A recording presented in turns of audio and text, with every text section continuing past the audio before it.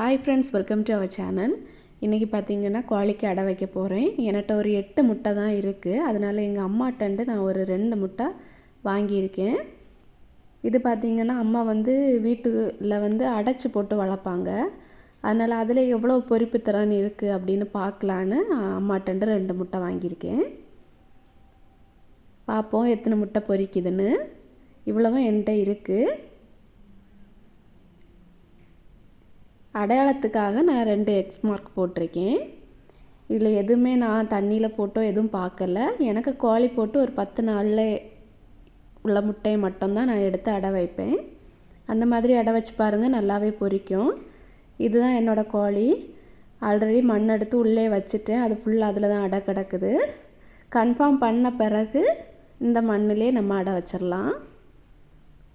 மாற்றி மாற்றி வச்சோன்னா கோழி சிலப்போ அடை இருக்காது.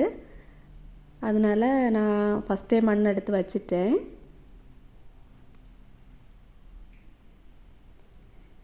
இனி ஒன்றா எடுத்து வச்சிடலாம். நான் வேறு எதுவுமே இரும்போ மிளகாயோ எதுவுமே போடலை, கறித்துண்டோ எதுவுமே போடலை. இப்படி தான் நான் எப்போவுமே பண்ணுவேன். இந்த தடவை எத்தனை முட்டை பொரிக்குதுன்னு பார்க்கலாம்.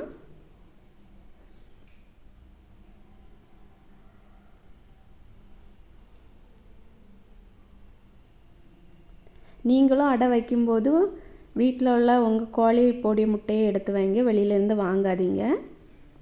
அவங்க எத்தனை நாள் ஆன முட்டையை தராங்கன்னு தெரியாதுல்ல. அதனால் நம்ம வீட்டிலனா நமக்கு ஒரு கணக்கு இருக்கும். அதனால் 10 நாளுக்கு முன்னாடி உள்ள முட்டையை மட்டும் எடுத்துக்கோங்க. அதில் கீரல் எதுவும் இல்லாமல் பார்த்துக்கிடுங்க.